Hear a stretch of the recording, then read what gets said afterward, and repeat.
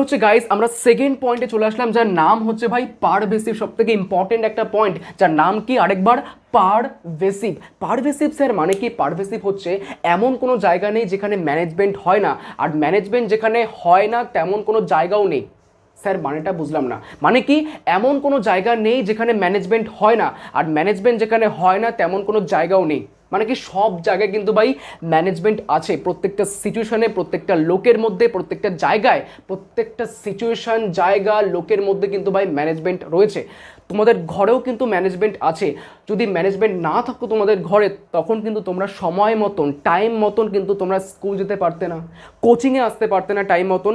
Plus স্কুলেও কিন্তু management হয়, আমাদের কোচিংয়েও কিন্তু ম্যানেজমেন্ট হচ্ছে, ঠিক আছে? তার ফলে কিন্তু আমরা সিস্টেমেটিক্যালি কিন্তু ভাই পড়াশোনা করাতে পারছি তোমাদের, হ্যাঁ কি না?